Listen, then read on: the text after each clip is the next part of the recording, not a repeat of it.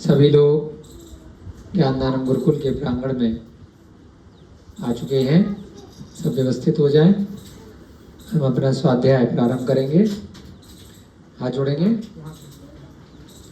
नमो अरिहंताणं नमो सेधाणं नमो एरियाणं नमो अज्ञायाणं नमो लोए सब साहुणं। जय बोलिए देवादिदेव प्रथम तीर्थंकर ऋषभदेव आदिनाथ भगवान की। अंतिम तीर्थंकर वर्तमान शासन नायक 24वें वर्धमान स्वामी महावीर भगवान की। इस युग के प्रथमाचार्य श्री चारित्र चक्रवर्ती आचार्य भगवान श्री शांति सागर जी महान मुनिराज की। आचार्य भगवान श्री विमल सागर जी महाराज की। आचार्य भगवान आज के दिन जिनकी समाधि हुई विद्यानंद जी महाराज की। सभी को जय जिनेन्द्र जय दूजरंदो। सिद्ध शिला पर विराजमान अनंतानंत सिद्ध परमेश्वरी भगवानों की। सभी को एक बार पुनः जय जिनेन्द्र। सभी बच्चे व्यवस्थित बैठे।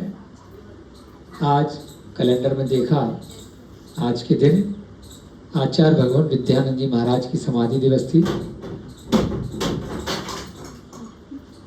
कल भी बड़ा शुभ दिन था।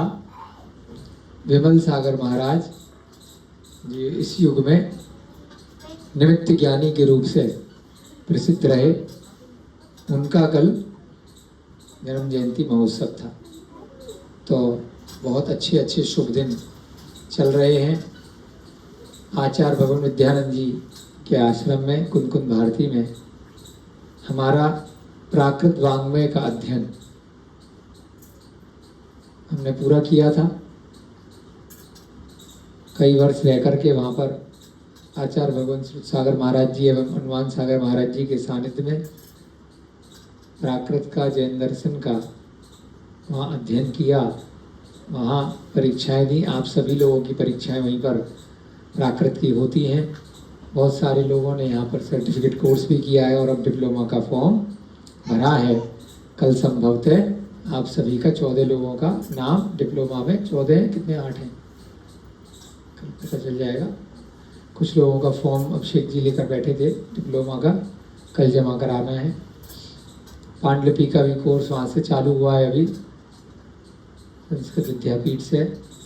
तो वो भी 10 तारीख लास्ट डेट थी। हम लोगों ने भरा है, कई लोगों ने।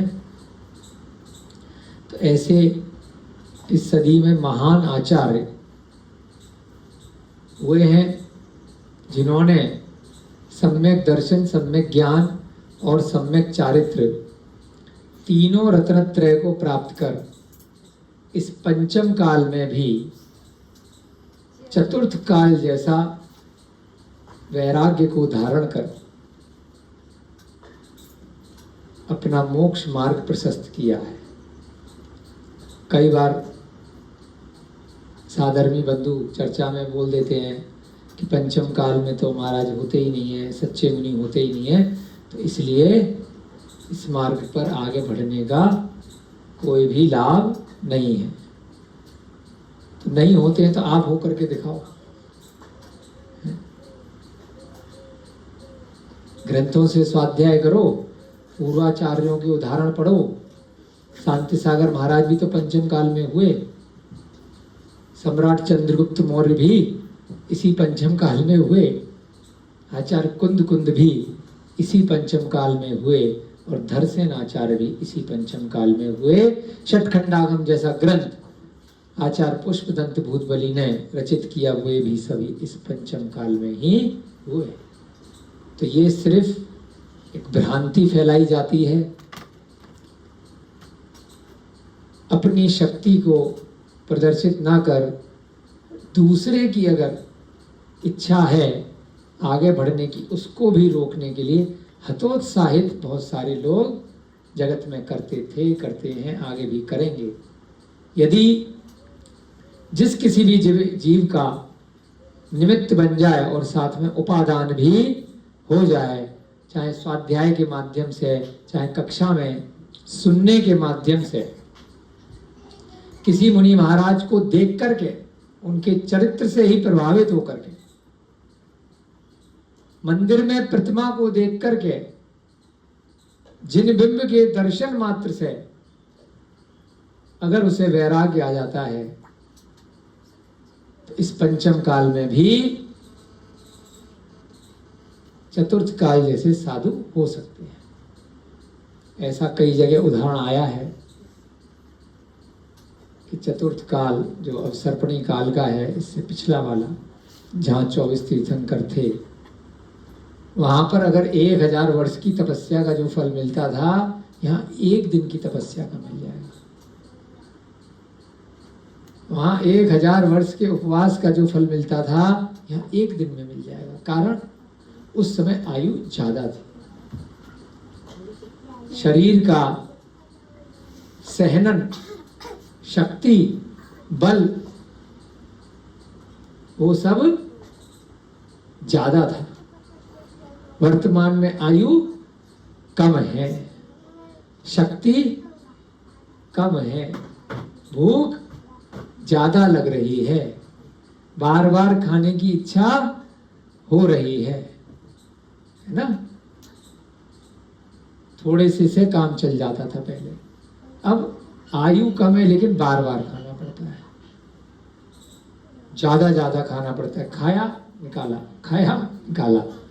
पहले इतना सा खाया और कई दिन तक काम चल जाता था, बेर के बराबर का फल होता था और उससे ही भूमि में काम चल जाता था। अब कितनी कितनी बार खा रहे हो, रोज लड़ाई हो रही है, कल 8-8, 10-10 रोटी, 4-4, 5-5, फिर ये वो, रोटी तो काउंट कर रहे हैं, अरे मैं तो खाली 4 रोटी खाता हूँ। हमने कई बार देखा 3 रोटी खाता हूँ, 2 रोटी खाता हूँ, परंतु उसके अतिरिक्त 50 बार है ना, चटर पटर तो पूरे दिन खा ही रहे हो। रोटी की तो 4 की गिनती कर ली। हमने कहा यार बड़ी कम डाइट है इसकी, कैसे काम चल रहा है, हम तो 5-6 खा जाते हैं। फिर जब बाद में देखते हैं कि 20 बार खा रहा आदमी, 4 बार चाय पी रहा है, इधर उधर के नमकीन चिप्स बिस्किट खा रहा है, कभी भी मौका लग गया तो कभी कुछ कभी कुछ कभी कुछ। सुबह 6-7 बजे से चरना शुरू करता है, रात के 11 बजे तक किसी न किसी बहाने से चरता रहता है। शादी ब्याह में जाते ही अचानक से पता नहीं कितनी पेट कितना बड़ा हो जाता है, 20-25 स्टॉल के आइटम खा लेते हैं और जो है पूरी की पूरी थाली लेके खाना भी खा लेते हैं। 6-7 आइटम समझ में नहीं आता अचानक से कहाँ से उस दिन है ना कैपेसिटी आ जाती है पेट में। तो ये सब पंचम काल में प्रभाव है। तो ऐसे आचार्य महाराज वर्तमान समय में हुए हैं। आगे भी 18,000 18,500 साल इस पंचम काल में बचे हैं। ये सब कहां से जाना? ये सब भगवान महावीर रारा श्रेणिक को बता चुके हैं, और जितना पहले बताया था उतना 100% सच निकला। जो 2-2,500 साल पहले जो ग्रंथ पिछले 1000 वर्षों के हमें उपलब्ध हुए हैं, 100, 200, 500 वर्षों के, जो हमारे सामने कहीं ना कहीं किसी रूप में, अनुवाद रूप में प्रस्तुत हैं, ये जैसे ग्रंथ हम पढ़ रहे हैं। अब अंकल जी, आपके पिताजी हैं अभी? किसने बताया कि आपके पिताजी हैं? जब थे किसने बताया था? आपने विश्वास कैसे किया कि यही व्यक्ति मेरे पिताजी?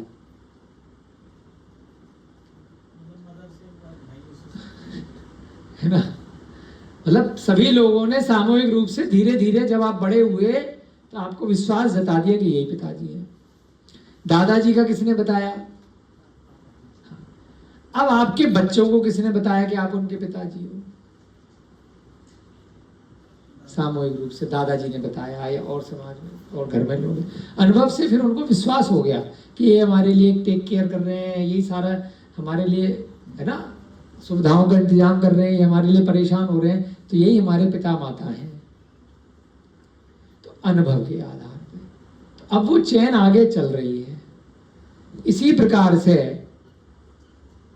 पिता का क्या कर्तव्य होता है ये आपके बच्चों ने जाना देख करके, तो उन्हें अनुभव हो गया कि ये व्यक्ति जो पिता का कर्तव्य होता है वो पूरे कर रहा है, ये जो है स्त्री माता के कर्तव्य पूरा कर रही है। तो अब जब आपकी बेटी बड़ी हो गई, वो माता बन गई, तो आपसे देख करके वो अपने कर्तव्य वो भी उसी प्रकार से पूरा कर रही है। तो धीरे धीरे परंपरा से, इसको शब्द क्या लिया शास्त्रों में, परंपरा, परंपरागत, परंपरा से ये चीज आगे आ रही है। उसको शास्त्र की भाषा में बोला श्रुत परंपरा। श्रुत परंपरा से एक दूसरे ने सुन करके आगे उसको सीखी। तो पूर्वाचार्यों द्वारा रचित जो बातें हैं तो वह हमारी श्रुत परंपरा से आगम हमारे पास आया। सबसे पहले राजा श्रेणिक ने सुना, उसके बाद उसे सुन के वहां पर जो गौतम गणधर थे उन्होंने उनको बोला, श्रेणीबद्ध किया, ग्रंथबद्ध किया। उसके बाद उनके जो शिष्य थे उनका नाम है सुधर्माचार्य, उनको बताया। फिर उसके बाद उनके जो शिष्य हैं उनका नाम है जम्बू स्वामी, जम्बू स्वामी मथुरा 84, तो उनको बताया। फिर उनके बाद आगे आगे परंपरा में आते आते अंतिम श्रुत केवली हैं भद्रबाहु स्वामी, उन्होंने उनको बताया। उसके बाद भद्रबाहु स्वामी ने, उनके शिष्य हैं चंद्रगुप्त मौर्य, सम्राट इतने बड़े, उनको बताया। फिर करते करते करते करते ऐसे ये श्रुत परंपरा अनवरत रूप से आगे बढ़ती गई, तो वहां से हम तक पहुंची। अब इस पीरियड में, इस बीच में 1000 वर्ष पहले की ग्रंथ कागज जब से अब तक का 6 नहीं हुआ तो वो मिल जाता है। अब उसके बाद 900 वर्ष पहले भी कुछ लिखा गया तो वो और 100-200 साल चल जाएगा। आज भी लिखा जा रहा है, उसकी भी कागज की, आपका तो कागज का कार्य था, बिजनेस करते हैं आप कागज का, तो कागज की एक लाइफ होती है, फिर उसमें क्वालिटी होती है, कितने साल चलेगा, कितने 100 वर्ष चलेगा, तो वो उतने आगे चलेगा। परंतु उसके बाद क्या होगा, तो फिर दोबारा से आज भी लिखेंगे लोग, ये आगे कंटिन्यू करेगा। तो अब इसका ये कहानी का क्या तात्पर्य है कि पिछले जो ग्रंथ हमने पढ़े समझे तो उनके अनुभव हमने सैंपल पे ले लिए कि उन ग्रंथों में जो बातें लिखी थी वो सच निकली। जो पिता का उत्तरदायित्व था वो मेरे पिता ने पूरा किया था, मेरे पिता के प्रति मेरे दादा ने उत्तरदायित्व पूरा किया था, तो ये उनके पिता हैं। मेरे दादा के प्रति उनके पिताजी ने, मेरे परदादा ने ये उत्तरदायित्व पूरा किया। देख करके पता चल जाता है ना, घर बनाना है, विवाह कराना है ना, कपड़ा रोटी मकान का जिम्मेदारी एक अनुभव के आधार पर उनको कंट्रोल करना है ना, सारी चीजें वो सबको पता है कि पिता का क्या उत्तरदायित्व है। हमारे क्या नाम है, विनय भैया जी भी पिता है, तो इनको पता है, इन्होंने कहाँ से सीखा पिता का क्या काम है, शादी से पहले तो नहीं पता था। जैसे ही शादी हुई तो पति का भी उत्तरदायित्व पता चल गया, उसी क्षण उसके अगले दिन नहीं तो नहीं पता चलेगा, तो फिर दर दर की ठोकरें खाएगा, अपने आप चल जाएगा समय के अनुसार। अपने आप जब बच्चे हो जाएंगे तो पिता माता का उत्तरदायित्व पता चल जाएगा देख करके कि वो ऐसे करते थे, है ना। अब ये बच्चों को इनके घर वाले लाते हैं, छोड़ते हैं कई बार, तो इनको जब बड़े होंगे तो ये आकर के छोड़ना शुरू कर देंगे। उस टाइम चाहे साइकिल होगी, रिक्शा होगा, स्कूटर होगा, गाड़ी होगी, जो इनके पास होगा। तो इन्होंने बचपन से देखा है कि हमारे पिता कैसे स्कूल में छोड़ के जाते थे, तो ये काम ये करने लग जाएंगे, है ना मंजू दीदी। पहले आपका ये सब काम करते होंगे, अब आप कर रही हो तो ये परंपरा है। तो ऐसे ही ये ग्रंथ है, परंपरागत तरीके से जो आचार्यों ने बताया, जिन्होंने चरित्र का पालन किया, अब उन्होंने बता दिया दिखा करके कि ये इस प्रकार से सम्यक चारित्र होता है, ये सम्यक ज्ञान है, ये 3 लोक है, ऐसे 4 गतियां हैं, ऐसे ऐसे जीव रहते हैं, इनसे निकलने के लिए, इस दुख से निकलने के लिए हमने ये चारित्र धारण किया है। अब उसके अनुसार उस ज्ञान में, उस वांग्मय में, इस ग्रंथ के अंदर अन्य जो विषय आए हैं उसको पढ़ करके हम लोगों को भी ये ज्ञान, ये अभिप्राय से हो जाता है कि ये बात जो लिखी है वह सत्य है। आप इसमें परीक्षा कर सकते हो, है ना। ग्रंथ है परीक्षा मुख सूत्र, प्रमाण मीमांसा, ये सब चेक करने के ग्रंथ हैं, है ना। आचार्यों ने, आचार्य माणिक्य नंदी बड़े बड़े आचार्य हैं, आचार्य समंतभद्र, इन सब ने इतने बड़े बड़े ग्रंथ लिखे हैं कि मेरी आचार्य उमा स्वामी तत्वार सूत्र लिखा, भक्तांबर जैसे आप जब भक्तांबर का पाठ करके आए 48 दीपक का, मांगतुंग स्वामी, ये सब इतने बड़े बड़े आचार्य पंचम काल में हुए हैं। तो जो लोग अगर ऐसी भ्रांतियां फैलाते हैं कि पंचम काल में तो साधु होते ही नहीं हैं, इसलिए हम भी नहीं जाएंगे, पंचम काल में तो श्रावक होते ही नहीं हैं, इसलिए हम भी नियम नहीं लेंगे, ये सब केवल जिनको खुद भी डूबना है संसार सागर में, आपको भी डूबते हुए देख करके प्रसन्न होना चाहते हैं। क्योंकि नरक में उनको आज भी कंपनी चाहिए, उन्हें नरक में भी दोस्तों की कंपनी चाहिए, उन्हें त्रियंच गति में भी सारे झुंड की झुंड है ना बकरे, उनको वहां पर भी कंपनी चाहिए। तो इसलिए वो अपनी कंपनी तैयार करते हैं, है ना। कहते हैं ना शराब अकेले नहीं पी जाती, आप में और मेरा है ना ठेका, पूरा ठेका इकट्ठा नरक में जाएगा, है ना। सब पी रहे हैं गांव के तो सब जाएंगे एक साथ। कई बार चिंतन में आता है, कल परसों थोड़ा पानी भर रहा था, एक सेकंड में इतनी सारी लट छोटी छोटी सी दिखाई दी दलदल में, पानी में जरा जरा सी बिलबिला रही थी। एक साथ लाल लाल ऐसी लटें हो जाती हैं, कभी सफेद रंग की हो जाती है, आप सबने देखी होंगी, जुड्डली हो जाती है एक साथ। उस दिन आपने कहा चींटियां खट्टी कहाँ से आ गई, कैसे आई? यहां से चिंतन करो, साफ साफ लिखा, एक साथ पाप किया था, सामूहिक, एक साथ मरण हुआ, एक साथ ही ऐसा निमित्त बना, ऐसा पर्यावरण बना, एक साथ लट पिपील बन के पैदा हो गई। पिपील माने चींटी, लट माने घुन, है मच्छर, भ्रमर, इतने सारे मच्छर, बारिश हल्की सी हुई, ढेर मच्छर लाइट पे, लाखों 5 मिनट में कहां से आ गए? एक साथ पाप करा था, अनुमोदना करी थी किसी पाप की, त्रासदी और अरे इतने लाख आदमी कैसे मर गए, सब एक साथ करके आए थे। कई बार आता है बच्चों ने क्या बिगाड़ा था, इतने सारे बच्चे मर गए, स्कूल में किसी ने बम फोड़ दिया, वहाँ एक्सीडेंट हो गया, वहाँ रोड एक्सीडेंट हो गया, पूरी की पूरी बस मर गई, 100 लोग मर गए, 20 लोग मर गए, 50 लोग मर गए। कोई बात नहीं, ठीक है, करुणा है हमारे अंदर भी है, परंतु उन्होंने अभी कोई पाप नहीं किया। ग्रंथ से सीखो, कहाँ से पाप किया? पिछले जन्म में सामूहिक किया था, सामूहिक आयु का बंध किया था, सामूहिक उसका कर्म का उदय आया, और सामूहिक अब कष्ट लेकर के, कष्ट दे करके मरण को प्राप्त हो गए। तो ये सब चीज कहाँ से आएगी? इन्हीं ग्रंथों के अनुभव से आएगी। हम इन अनुभवों के आधार पर पूर्वाचार्यों द्वारा रचित ग्रंथों को चेक कर सकते हैं। जहां पर भी डाउट हो, शंका हो, आपकी बुद्धि काम नहीं कर रही हो, विवेक काम नहीं कर रहा हो, तो जितना भी ज्ञान है परीक्षा कर लो, है ना। सोना असली है या नकली है, उसको कसौटी पर चेक किया जाता है। पहले हमें पता नहीं था ये डायलॉग कहाँ से आया। बताओ अंकल जी, आप तो 70 साल के हैं ना, कितने के हो गए आप? 60 के, सॉरी 10 साल बढ़ा लिया, चलो हमसे वो रिटायर्ड तो हो गए, रिटायरमेंट तो हो गए। ये सोने को सोना कसौटी पे खरा उतरना, एक कहावत कैसे आई? कसौटी क्या होता है?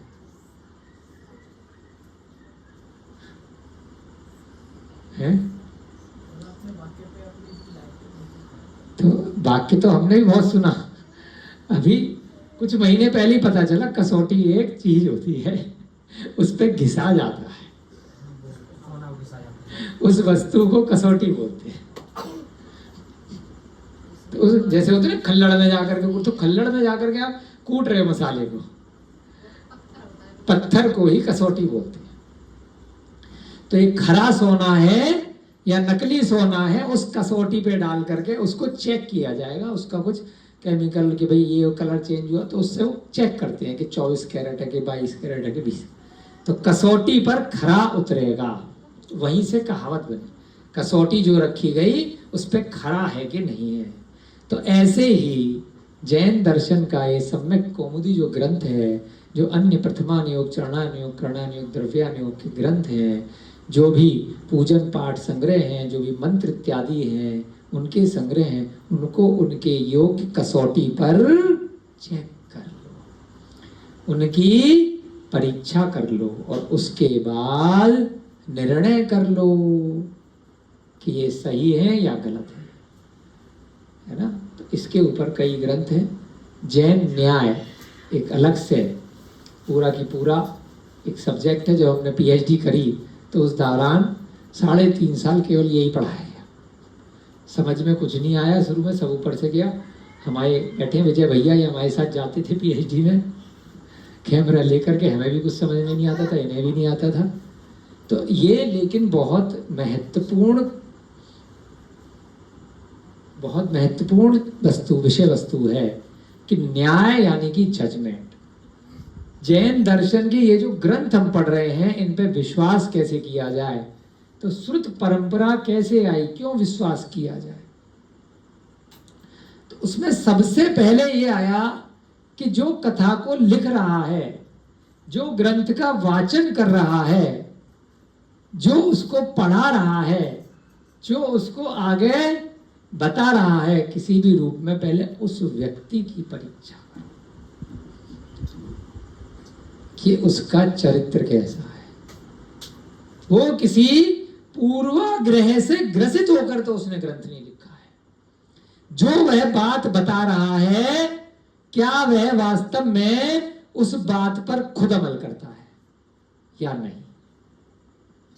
अगर मैंने कहा रात्रि भोजन नहीं करना, स्वाध्याय खत्म होने के बाद अंधेरे में सबसे पहले कह रहा हूं कि अरे यार वो तो कहने की बात थी, लगा खाना, लगा ये चीज, लगा दारू है, दारू को तो दवा कहते हैं, तो दवा है, अरे पिएंगे यार, कहने की बात अलग है। लाओ सिगरेट, लाओ महिलाएं, लाओ बाकी के व्यसन, सारे काम अगर वो कर रहा है, केवल ग्रंथ पढ़ा रहा है चंद पैसों के लिए, नाम के लिए या समय पास करने के लिए, तो उसके लिए आचार्यों ने मना कर दिया कि वह ग्रंथ का वाचन नहीं कर सकता। अब लिखा किसने, पहले उसको चेक कर लो। वाचन हो गया जो सामने दिख रहा है, कि जिसने लिखा है उसका कोई प्री कंसीव्ड, चालू करना बेटा, एक मिनट, उसका कोई पूर्वाग्रह तो नहीं है कि ये ग्रंथ पढ़ा करके मुझे अपना मठ बनाना है, मुझे अपने आश्रम के लिए धन संपत्ति सुख सुविधाएं इकट्ठी करनी है। यह पढ़ा करके कुछ चंदा चिट्ठा इकट्ठा होगा, उससे हॉस्पिटल खोलना है, गुरुकुल चलाना है, व्यवस्था जमानी है, कोई भी उसके कार्य है, प्रयोजन है।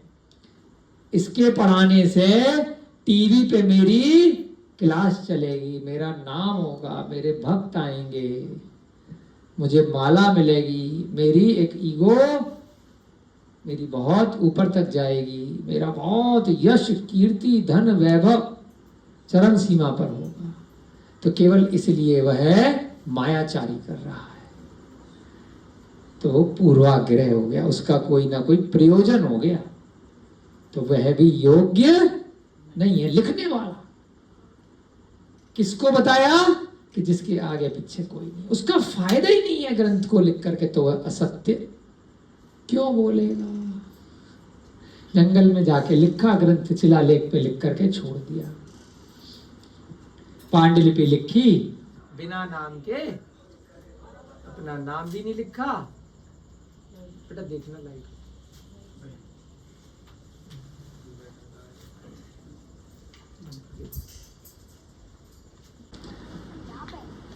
तो जो भी पूर्वाचार्यों द्वारा रचित ग्रंथ हैं उनको हम परीक्षा कर सकते हैं, उनमें कुछ बातें सही हैं या गलत हैं। जितना भी आपका अपनी आयु के अनुसार, अपने ज्ञान के अनुसार, अपने धर्म विवेक आचरण के अनुसार जो भी आपने ज्ञान अर्जन किया है, उसमें आपको परीक्षा करने की पूरी छूट है। एकमात्र जैन दर्शन है।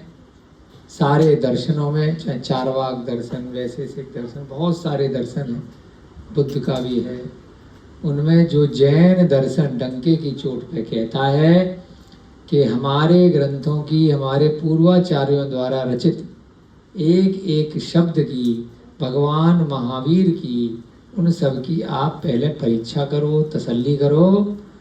आपको खरा लगे तो अपनाओ, नहीं खरा लगे तो मत अपनाओ। आओ तो वेलकम, ना आओ तो भीड़ कम। दो तरह के दर्शन हैं।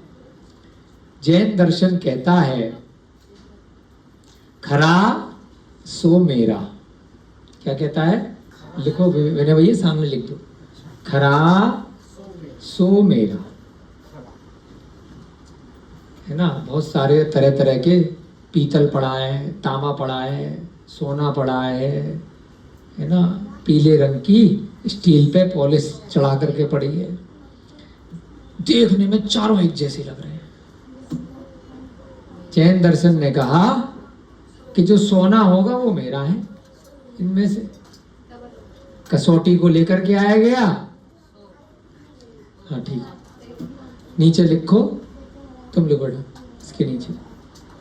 अब इसकी अगली लाइन इससे लिखवा लेंगे, अभी 2 मिनट बाद लिखवाएंगे। जैन दर्शन क्या कहता है? खरा सो मेरा। 4 प्रकार के देखने में एक जैसे हैं, बिल्कुल 2 कॉपी, बट उनमें सोना केवल एक है, बाकी उसके डुप्लीकेट है। जैन दर्शन कहता है चारों को कसौटी पे खरा उतारो, जो सोना निकलेगा वो मेरा था, वो मैं रख लूंगा। वही हुआ, चेक किया गया, परीक्षा की गई, कसौटी पे रख करके घिस घिस करके, जो भी उसका परीक्षा का विधि थी। हमने कहा था ये हमारा है, तो ये हमारा, बाकी सब हमारे नहीं, हम तो इसको अपनाएंगे। अन्य दर्शन कहते हैं, देखो, मेरा सो खरा, मेरा सो खरा। क्या कहते हैं? सो नहीं बेटा, सो, सो माने वह, खरा सो मेरा, जो खरा है वह मेरा है। सो बेटा ऊपर लिखा है एकमात्र। कैसे शास्त्री हो? हाँ, मेरा सो खरा। बेटा खरा बोल ले, ऐसे मत करो यार, बेइज्जती करा रहे हो। तुम्हें टीचर बना रखा है यहाँ पे, है ना, कोई बात नहीं। खरा सो मेरा। अन्य दर्शन क्या कह रहे हैं? मेरा सो खरा। मैंने ये रखा है। स्टील वाला कह रहा है मैंने रखा नहीं, ये सोना है, झूठ बोलना है। पीतल वाला भी कह रहा है मेरा ही सोना है, और तांबे वाला भी कह रहा है मेरा भी सोना। तीनों ने पॉलिश कर रखी है ऊपर। उस सोने वाले ने कोई पॉलिश नहीं करी है सोने की, वो तो खालिस सोना है अंदर से ऊपर तक, बाकी को ऊपर से लिपा पोती है, अंदर कुछ और बाहर कुछ। किसी ने चांदी पे सोने की पॉलिश है, किसी की पीतल पे है?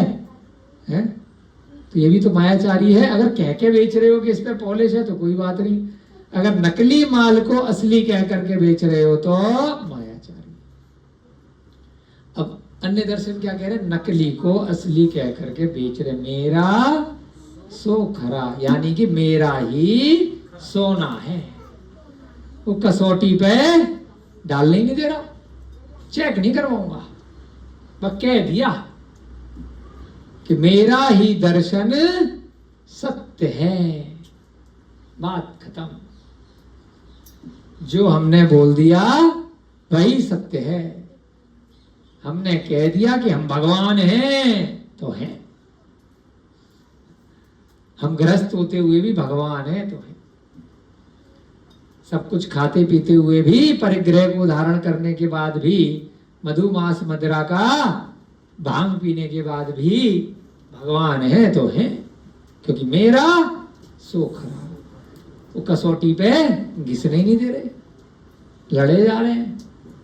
तो बस जैन दर्शन और अन्य दर्शन में यही भेद है, बहुत गूढ़ है जैन न्याय, उसका आपको आज थोड़ा सा ट्रेलर बताया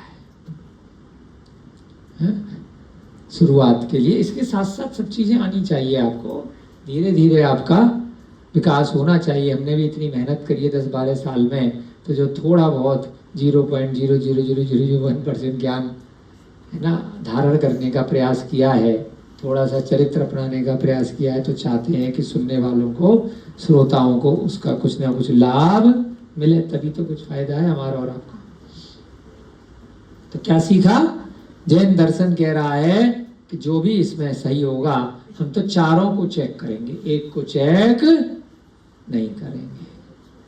अन्य आदमी क्या कह रहा है? पूर्वाग्रह से ग्रसित है कि मेरा ही एक नंबर है, बाकी दूसरे की बात ही मत करो, है ना। कोई कह रहा है कि बलि देने में ही मोक्ष है, भगवान मिलेंगे।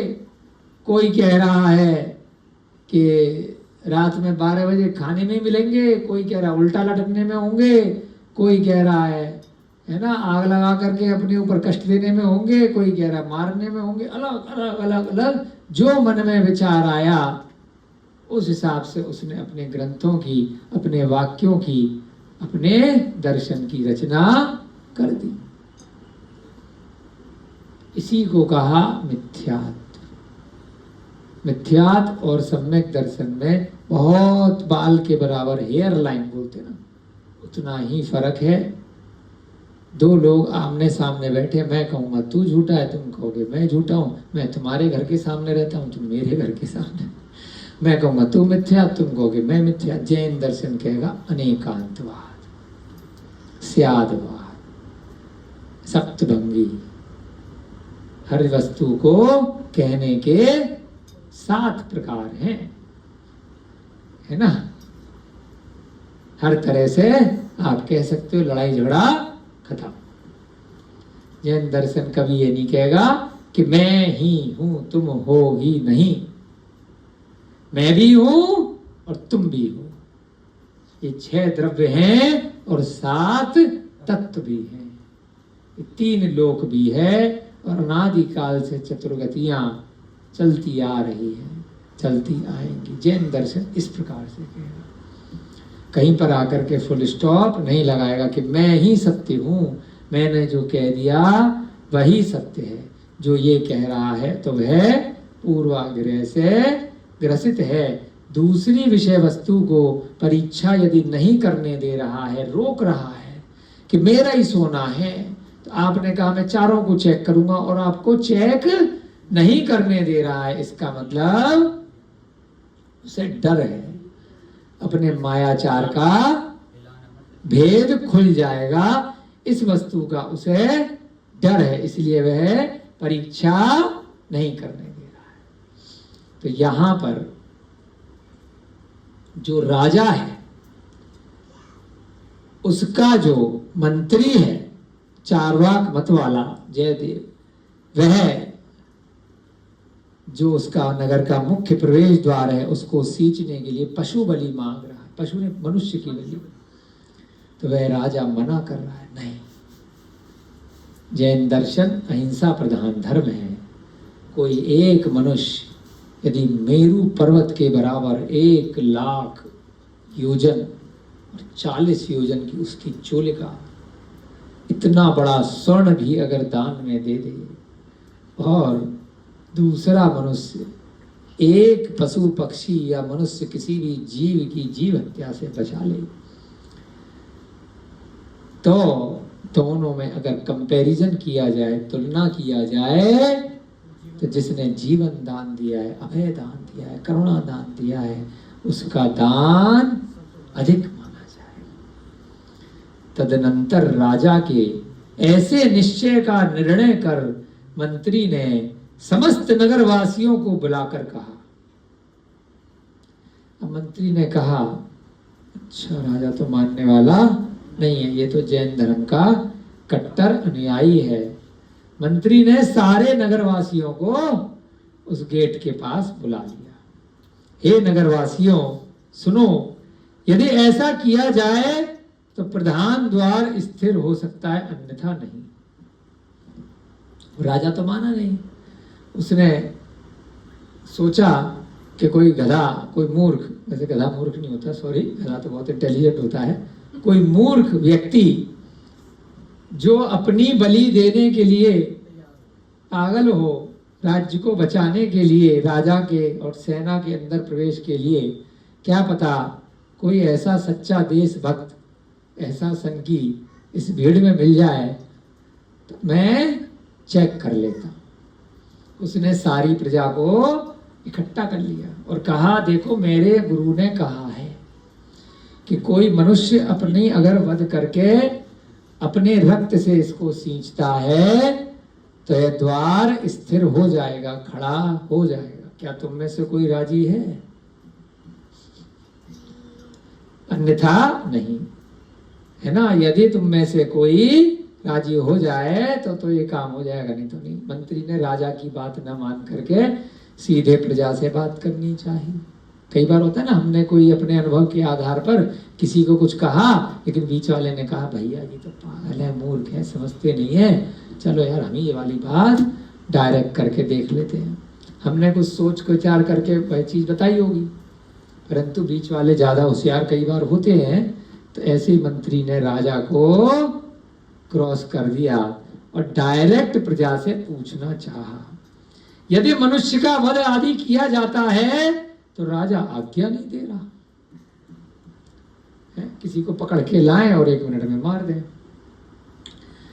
राजा तो कह रहा है कि जहां मैं हूं वहीं नगर है, मैं यहीं खड़ा हूं गेट के बाहर, यहीं पर ही सेना तो है ही है, नगरवासियों को यहीं बुला लेंगे और यहीं तंबू डाल करके कुछ दिनों में यहीं मकान बनाने, टेंट शुरू कर देंगे, यहीं काम धंधा चालू कर देंगे, क्या दिक्कत है, यहीं खेती चालू हो जाएगी।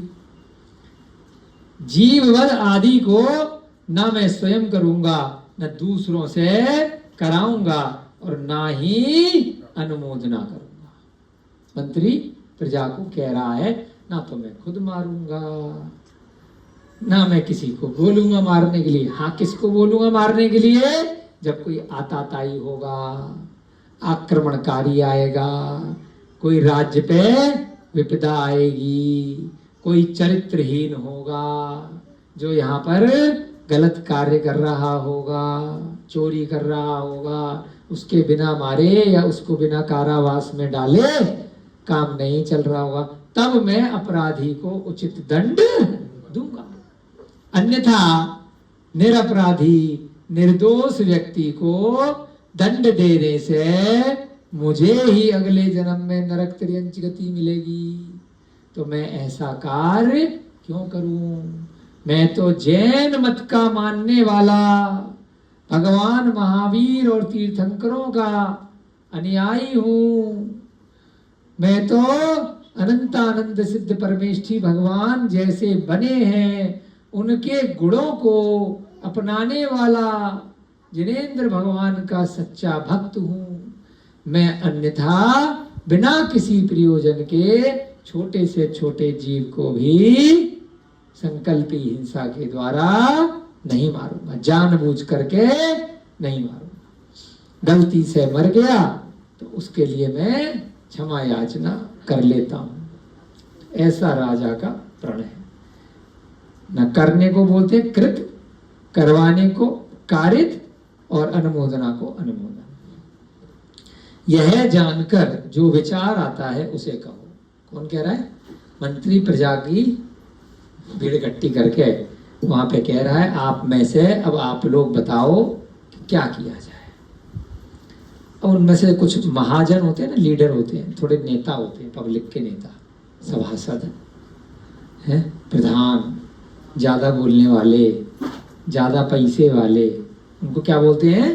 महाजन। इसके पश्चात जब मंत्री ने ऐसा प्रजा से कहा तो कुछ उनमें से नेता उठे, हे स्वामी, हम लोग सब कुछ कर सकते हैं, आप चुप रहिए। राजा ने कहा है, जब प्रजा पाप करती है तब उसका 6वां भाग मेरा होता है, और जब पुण्य करती है तब उसका 6वां भाग भी मेरा होता है। ऐसा राजा ने पहले कभी कहा होगा। है ना। प्रजा ने अगर अच्छा काम किया क्योंकि हमने उसका संचालन अच्छे से किया, चलो एक नई चीज मिल गई हमको। तो आप लोग संस्था में यहाँ पर मिथिलापुरी तीर्थ में आज से हमें एक ग्रंथ में लाइन मिल गई है, आप में से अगर कोई शराब पिएगा तो उसकी छठा भाग हम पी रहे हैं, ये मानिएगा। आप में से कोई व्रत उपवास सम्यक चारित्र का धारण करेगा तो उसका 1/6 हिस्सा हमें मिलेगा। तो आप लोग कंपटीशन करो, प्रतिस्पर्धा करो, पुण्य के प्रति ज्यादा है या पाप के प्रति ज्यादा है। अगर हमारी भलाई चाहते हो तो पुण्य ज्यादा करो। 6 लोग मिलकर के अगर उपवास करेंगे तो हमारा एक उपवास हो जाएगा, है ना। 6 लोग मिलकर के अगर सामूहिक रूप से यहाँ शराब पिएंगे तो हमारा भी एक पैक पूरा हो जाएगा, हमें भी लग जाएगा, हमें भी नशा चढ़ जाएगा। यहाँ पर किसी संस्था के व्यक्ति ने कभी शराब पी, खबर पहुंच गई आचार्य महाराज के पास, कोलकाता प्रमुख सागर महाराज के, वहां से खबर आई, वहां तक पहुंच गई थी खबर। वहां से खबर आई, मैडम के पास फोन आया, 24 घंटे भी रखना उस आदमी को, नहीं तो सारा दोष तुम्हें लगेगा। अगले दिन वो रिश्तेदार आ गए यहाँ, तुरंत बात सत्य हो जाती है। परेशान करने के लिए आए थे ना कोई, अगले ही दिन, है ना, क्योंकि ढेर दोष लग रहा था। जब से वो यहाँ व्यक्ति, गलत व्यक्ति आ गया, जब से वो चोरी छिपे यहाँ शराब पी रहा था, वो इकट्ठा हो गया, तो उसका कहीं ना कहीं दोष सबको चुकाना पड़ता है। तो किसी राज्य में अगर व्यसन ज्यादा हो जाते हैं, बहुत सारे लोग मैखाने में जाकर के शराब व्यसन इत्यादि करते हैं, मांस का सेवन करते हैं, पशु वध होता है, मनुष्यों की या पशुओं की बलि इत्यादि दी जाती है, तो वहां पर राजा बहुत दुखी होता है। और जब राजा दुखी होता है तो प्रजा, जो बाकी बची हुई प्रजा थी, वो भी दुखी होने लग जाती है। फिर कहते हैं हमने तो कुछ नहीं किया। क्या नहीं किया उन्होंने? जब उन्हें पता था कि ये फला फला व्यक्ति पापी है, दुराचारी है, अत्याचारी है, व्यसनी है, तो उसके बारे में आकर के योग्य जगह राजा के पदाधिकारियों को, राजा तक वह बात समय पर नहीं पहुंचाई। सबसे बड़ा पाप उन लोगों का है जिन्होंने पाप को होते हुए देख करके छुपाया, उनके साथ मित्रता निभाई। तो यह भी बहुत बड़ा पाप है। ग्रंथ में आया है कि अगर आपने किसी पाप को होते हुए देखा और आपने उसको दबा दिया, छुपा दिया, तो बाद में जब वह पाप का घड़ा फटेगा तो उसकी छींटें आप पर भी आएंगी। फिर आप कहोगे मैं तो कुछ नहीं करा, मैंने तो किसी का क्या बिगाड़ा। क्योंकि सामूहिक रूप से पूरे राष्ट्र पे विपत्ति आएगी, पूरे के पूरे राज्य पे विपदा आएगी उस पाप का घड़ा जब भरेगा। नेपाल में त्रासदी आ रही ना, बार बार क्यों आती है? हर साल आती है नेपाल में। कभी भूकंप आ रहा है, कभी अन्य प्रकोप आ रहा है, कभी राज्य में शासनिक प्रकोप चल रहा है। कोई बता रहा था कल कि नेपाल में इस टाइम बहुत बड़ा त्राहिमाम हो रखा है। क्यों? हिंदू राष्ट्र, विश्व का एकमात्र, सारे गायों की बलि दे रहे, भैंसों की बलि दे रहे, 6-6 महीने तक उत्सव मना रहे, करोड़ों अरबों हर साल पूरे के पूरे गांव में गधी मई नाम का उत्सव मनाते हैं कि 100 किलोमीटर तक के लोग उस स्थान को ही छोड़ करके एक साल जाना पड़ता है। इतना कत्लेआम और इतना एंटरटेनमेंट, इतना मनोरंजन होता है, और बाकी के लोग क्या करते हैं? अनुमोदना कर रहे हैं। राष्ट्र का प्रधानमंत्री उसका उद्घाटन करने जा रहा है। तो सबकी अनुमोदना है। जो मार रहे हैं, काट रहे हैं, उन्हीं की नहीं है केवल। फिर कह रहे हमने क्या किया, हमने क्या किया। आएगी बलियां हो रही हैं, पशु पक्षी मारे जा रहे हैं, मनुष्यों पे अत्याचार हो रहा है, बाकी कह रहे मेरा नहीं मरा, मैंने नहीं मारा, मैं तो शांति से बैठा। अरे शांति से बैठना है तो भाई फिर जैसे गिरनार पर्वत पे जाके बैठ गए नेमनाथ भगवान, वैसे बैठो नियम लेकर के। पशु बलि हो रही थी, जा करके बैठ गए भैया मैं नहीं तो कुछ तो आवाज उठाओ। अगर संसार में रह रहे हो अपने तरीके से, अपनी शक्ति के अनुसार, कुछ भी नहीं कर रहे हो तो अनुमोदना कर रहे हो। हम ये नहीं कह रहे कि जा करके उनको मारने लग जाओ, पीटने लग जाओ। शक्ति के अनुसार कुछ ना कुछ अपनी बात रखो, लोगों को समझाने का प्रयास करो। गलत है अगर आपके बगल में आपका रूममेट, आपका भाई, आपका मित्र, आपका अड़ोसी पड़ोसी पशु हिंसा कर रहा है, शराब पी रहा है, व्यसनी है, दुराचार में पड़ रहा है, तो एक ना एक दिन उसकी छींटें आप पर भी पड़ेंगी ही पड़ेंगी। किसी भी दिन धोखे से आपको कब वह कोल्ड ड्रिंक में मिला करके वह शराब पिला देगा, आपको पता भी नहीं चलेगा, क्योंकि आपकी उसके साथ मित्रता है। सिगरेट पीने वाले के साथ, नशा करने वाले के साथ अगर मित्रता करोगे, है ना, पर स्त्री सेवन के साथ मित्रता करोगे, तो कब वह ऐसी लाल गली आपको ले जाएगा आपको पता भी नहीं चलेगा। आजकल तो लाल गलियों की जरूरत ही नहीं है, बार डिस्को बहुत सारे खुल गए फैशन के नाम पे। लाल गली पीली गली मेरे को पता नहीं ना क्या बोलते हैं उसको, फिल्मों में बताते हैं ना, कौन सी गली बोलते हैं, नाम स्लिप कर रहा है, मीना बाजार। हाँ, गाने भी बनाए गए ना। मतलब जहां पर इस टाइप के गलत कृत्य होते हैं, जहां पर बहुत देशों में भी हैं, हम भी गलती से पहुंच गए थे, हम तो बहुत चक्के रह गए। इथोपिया गए थे जैन दर्शन पढ़ाने के लिए, अफ्रीका में, है ना, सेमिनार था, बढ़िया से जैन दर्शन पढ़ाया वहाँ पे विद्वानों के साथ में विश्वविद्यालय में। शाम को गए अपने लिए कुछ ऐसे घूमने, मार्केट, कपड़े लेने, समझ में नहीं आया। अरे भाई साहब कई किलोमीटर लाइन लग रही है महिलाओं की, पागल पावल, पता नहीं घूम रहे हैं लाइन से सारे, हमारी समझ नहीं आया क्यों घूम रहे हैं। एक तो पूछा, पता चल गया इसीलिए घूम रहे थे, व्यापार है, देह व्यापार सरकारी रूप से चल रहा है, बहुत बड़ा मार्केट है। फिर बाद में पता चला कि सारे देशों में चल रहा है। बताओ, पहली बार हुआ था हमारे साथ अचानक से। कॉलेज की लड़कियां, युवा लड़कियां, खुलेआम, माता पिता भी हैं, सबको पता है, एक सिस्टम बना हुआ है, ये भी एक बिजनेस है। कमाल है। उधर मांस की दुकानें, उधर अलग अलग जूस, मतलब अच्छी दुकानें भी हैं। तो वहाँ एक चीज़ सीखी, जूस भी खूब पी रहे हैं लोग, शाकाहारी भी खूब है, मांसाहारी भी लाइन लगा करके हैं, और ये भी एक व्यसन है, बहुत बड़ा व्यसन है। तो सब अगर कर रहे हैं तो वह चीज़ सही नहीं हो सकती।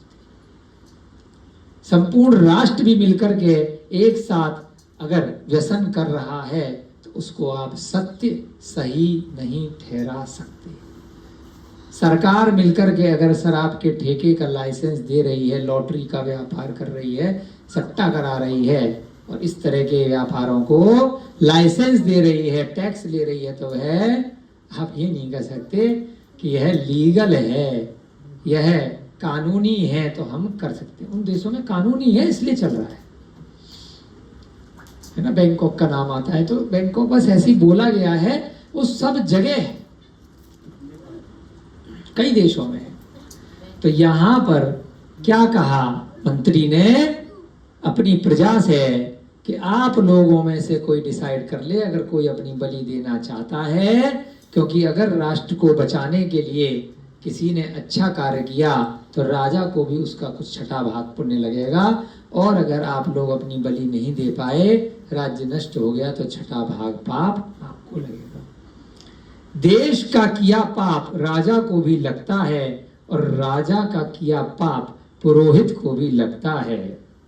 राजा ने अगर कोई पाप किया और उसका मंत्री पुरोहित देख रहे थे, उसके नजदीकी लोग, और उन्होंने राजा को समझाया नहीं, इसमें वो राजा को समझा रहा है ना। जो राजा सम्यक्त कौमुदी ग्रंथ में कौमुदी महोत्सव देखने के लिए रात्रि में जाना चाह रहा है, उसका मंत्री राजा को समझा रहा है।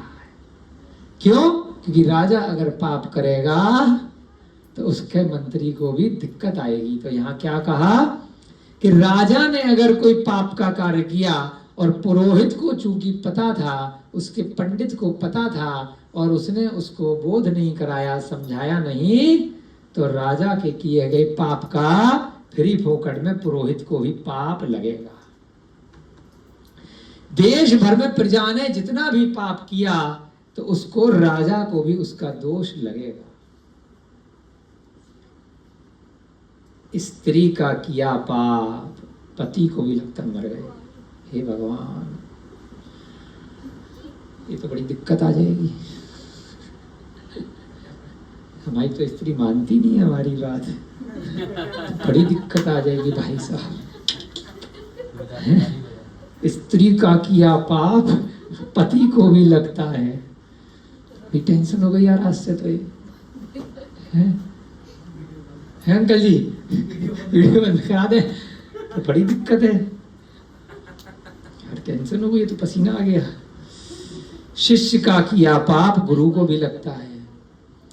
अगर पत्नी ने कोई व्यभिचार किया, कोई पाप किया, पति अगर व्रती है और पत्नी मांस खाती है, पत्नी शराब पीती है, पर पुरुष सेवन करती है, मायाचारी है ना, शिकार खेलती है, जुआ खेलती है, क्रोध मान माया लोभ करती है, हिंसा, झूठ, खूब झूठ बोलती है, चोरी, पर पुरुष पर स्त्री, दोनों एक ही बात है पुरुष की दृष्टि से। पर स्त्री सेवन, ब्रह्मचर्य का पालन नहीं करना। गृहस्थ लोगों को पूर्ण ब्रह्मचर्य जरूरी नहीं है, अपनी पत्नी जितनी भी हो उनमें संतुष्ट रहना ही उनके लिए ब्रह्मचर्य होता है ना। ऐसे ही अपनी जो धन संपत्ति है उससे ज्यादा पगलापन करना परिग्रह कहलाता है। अपनी संपत्ति जितना है उतने में संतोष को धारण करना अपरिग्रह कहलाता है, कि उतना मेरे पास है मैं उतने में खुश हूं। अपरिग्रह, परिग्रह माने मेरा मेरा मेरा मेरा, पागलपन, सब कुछ मेरा है। परिग्रह बहुत ज्यादा ममत्व के भाव, बहुत ज्यादा मोहनीय कर्म, तो उसको बोलते हैं परिग्रह। तो अगर ये भी किसी प्रकार से पत्नी कर रही है तो उसका भी एक भाग पति को लगेगा, अंकल जी कंट्रोल में रखना, पत्नी को मैं भी रखूंगा आज से, इसकी फोटो खींच करके भेज दूंगा। कह तो सकता नहीं हूं, है ना, कहेंगे तो और दिक्कत आ जाएगी। शिष्य का किया हुआ पाप गुरु को भी लगता है। आज थोड़ा एक्स्ट्रा पढ़ाएंगे क्योंकि लाइट चली गई थी तो 10 मिनट क्लास छूट गई थी, 5-7 मिनट और पढ़ाएंगे, है ना। संडे है, बच्चों के घर वालों को बोल देना संडे को आज एक्स्ट्रा पढ़ाया गुरुजी ने। तो शिष्य ने अगर कोई गलती करी, विनय भैया, अमन भैया, ध्यान रखना आप लोगों के लिए है, और जितने भी लोग यहाँ पे वीडियो में सुन रहे हैं, आपका शिष्य अगर भविष्य में जाकर के किसी के पैसे चुराता है, तो 6 बच्चों ने अगर पैसे चुराए तो गुरुजी तो गए, एक पूरा दोष इनको लग गया। समझ गए? 6 बच्चों ने अगर अपशब्द बोला, गाली गलौज करी, मारपीट करी, हिंसा आदि की प्रवृत्ति करी, कोई भी उनके योग्य उन्होंने पाप किया, तो गुरु को दोष लगेगा। कारण गुरु उसको सिखा नहीं पाए। तो लॉटरी सिस्टम है, और यहीं पर साफ साफ कह दिया कि अगर उन बच्चों ने पुण्य का कार्य किया, कितनी बड़ी लॉटरी है, हम अकेला क्या कर सकते हैं। आज 100 लोग संस्था में काम कर रहे हैं, 100 में से अगर 99 लोगों ने पुण्य का कार्य किया, एक ने अगर पाप किया, तो उस पापी को निकाल दो, और 99 100% हो गए ना। तो हमारा कार्य क्या है? पापी को ढूंढना, और बाकी लोगों का काम क्या है? पापी को बताना कि ये पापी है भैया जी, ये संस्था के योग्य नहीं है। तो उसको या तो सुधारना, या फिर उसको नहीं सुधर रहा है तो बाहर का रास्ता दिखाना यह राजा का, यह मंत्री का, या जो भी शासन अधिकारी चला रहा है उसका कर्तव्य है। यह भी गुरु का कर्तव्य है कि जो योग्य शिष्य हैं उनको आगे बढ़ाना, जो अयोग्य हैं उनको उचित दंड देना या फिर उनको सुधारने का प्रयास करना। नहीं सुधर रहे हैं तो जो अंतिम हथियार है उसके अभिभावकों को बुलाना और हाथ जोड़ना, लेकिन अंतिम सांस तक उनको सुधारने का अपनी शक्ति के अनुसार प्रयास करना। तो अगर सारे की सारे योग्य शिष्यों ने मिलकर के बहुत पुण्य का काम किया, सबने जैन दर्शन की महिमा को आगे बढ़ाया, तो उसका पुण्य भी किसको लगेगा? हमारे विनय भैया जी को, अभिषेक भैया जी को, जो भी यहाँ पे अध्यापक है। तो इसको अन्यथा नहीं लेना। आपने क्या करना है? अच्छे अच्छे संस्कार आगे देने। जिस प्रकार सदाचार राजा अच्छा कार्य करने वाले मनुष्यों के पुण्य के 6वें भाग का हिस्सेदार होता है, उसी प्रकार दुराचारी राजा खोटा कार्य करने वाले मनुष्यों के पाप के 6वें भाग का हिस्सेदार होता है। अगर राजा, मंत्री, अधिकारी, मैनेजर सदाचारी है, अच्छा आचरण करने वाला है, तो जितने भी उसके राज्य में पुण्य के कार्य होंगे तो उसको भी उसका पुण्य 6वां भाग लगेगा। और राजा अगर स्वयं दुराचारी है, खुद व्यसनी है, खुद परिस्त्री सेवन करता है, राज्य में जितनी भी स्त्रियां हैं कहता है उठा लाओ, हैं? ऐसे करते थे बहुत सारे राजा, उदाहरण आते हैं। तो वह भी पाप कर रहे हैं। उनके राज्य में जितना भी पाप हो रहा है उसके लिए वह खुद भी जिम्मेदार है। महाजनों ने पुनः कहा, पाप का पूरा हिस्सा हम लोगों का और पुण्य का हिस्सा पूरा आपका होगा, इसलिए आप चुप रहिए। जो नेता थे ना उस प्रजा में से, उन्होंने कहा कोई बात नहीं, अगर कोई पाप हो रहा है अपनी कहानी निकाल लें, तो उसके जिम्मेदार हम हैं, चिंता मत कीजिए, और हमारी तरफ से जो पुण्य हो रहा है वो पुण्य आप ले जाओ। नेता बन रहे ना। राजा ने कहा तथास्तु, ऐसा हो। तदनंतर महाजनों ने धन की उगाहनी करी। उस धन से सुवर्ण का एक मनुष्य बनवाया, रास्ता निकाला कि चलो तेरी बात भी हो जाए। सोने का आदमी बनाया, सोने का।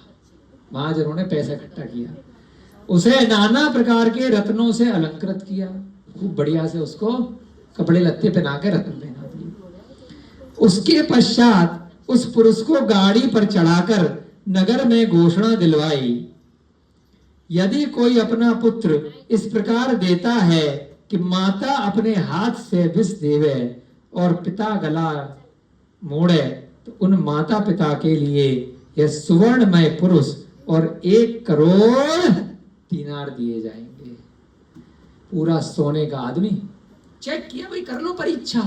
राजा ने क्या कहा था कि जैसे तुम स्वयं अपना बेटा अपने स्वयं की बलि नहीं दे सकते, तो वो कार्य दूसरे का बलि लेने के लिए मत बोलो। उन्होंने कहा चलो चेक कर लो भैया, मेरी अनुमोदना तो नहीं है। तो मंत्री ने क्या कहा, चलो देखते हैं, कोई अपनी मर्जी से अगर दे दे, चेक करके देते हैं, है ना। बड़ा अच्छा से चल रहा है, इसलिए ये वाला पैराग्राफ खत्म करके बस आपकी छुट्टी कर देंगे। थोड़ा हमारे को भी अभी हमने पढ़ा नहीं है ना, तो पता चल जाएगा कि क्या कहानी है। एक सोने का, स्वर्ण का आदमी बनाया, उसको पूरा खालिस सोने से और खूब रत्न मोती माणिक सब लगा दिए, और नगर में गाड़ी बैठा के घुमा दिया कि कोई भी महिला अपना पुत्र दे दे या कोई भी मनुष्य अगर अपनी बलि देने के लिए तैयार है, तो उसके घर वालों को यह पूरा सोने का आदमी दे दिया जाएगा। उसके अलावा 1 करोड़ रुपये और दे देंगे। उस समय रुपए क्या होते थे? सोने की मुद्राएं होती थी, है ना। 1 करोड़ दीनार और साथ में मिलेंगे। आदमी को संभाल के रख लेना, दीनार से अपना नगर के सबसे बड़े धनी बन जाना। और ऐसा सोच करके देना कि माता अपने पुत्र को दे रही है अपने हाथ से जहर, और पिता पीछे देख रहा है, ले जाओ, पैसा मिल रहा है। उसी नगर में करुणा रहित महादरिद्री वरुदत्त नाम का एक ब्राह्मण रहता, चलो मिल गया, एक सन की पागल मूर्ख, पैसे के लिए आज भी मिल जाते हैं। हमने कल कहा था ना, आतंकवादी आ जाते हैं मरने के लिए तैयार, बम लगा करके शरीर में है। एक नाम ब्राह्मण था, कौन था? वरदत्त। उसके 7 पुत्र थे, लाइन लगकर। उस वरदत्त की स्त्री का नाम था निष्करुणा। करुणा ही नहीं थी उसके अंदर, नाम ही ऐसा पड़ गया। घोषणा का नगाड़ा सुनते ही उस ब्राह्मण ने अपनी स्त्री से पूछा, हे प्रिय, इंद्रदत्त नामक छोटे पुत्र को देकर यह द्रव्य ले लेते हैं। 7 हैं, एक चला जाएगा, क्या फर्क पड़ता है, फिर कर लेंगे बाद में। लेकिन बाकियों का पालन पोषण, हमारा पालन पोषण 7 पुश्तें बैठ करके खाएंगी। द्रव्य की प्राप्ति होने पर सब गुण अपने हो जाएंगे, खूब माल मिलेगा। जो थोड़ा सा पाप करेंगे इसको मारने में, है ना, वो सब बराबर हो जाएगा, इतने धनी हो जाएंगे, सब भूल जाएंगे। अब देखते हैं लालची लोगों का क्या होता है, जो अपने ही स्वयं के पुत्र को बलि देने के लिए चंद कागज के टुकड़े या एक वस्तु के लिए तैयार हो जाते हैं। देखेंगे सम्यक कौमुदी में अगली कक्षा में उस वरदत्त का क्या होता है और उस राजा और मंत्री का क्या होता है। क्या बिना बलि के वह नगर में प्रवेश कर पाएंगे या नहीं, आगे का भाग अगली कक्षा में है। तब तक के लिए आपको सादर जय जिनेन्द्र, जय दो जड़ंदो, जय बोलिए अनंत अनंत सिद्ध परमेष्टि भगवानों की।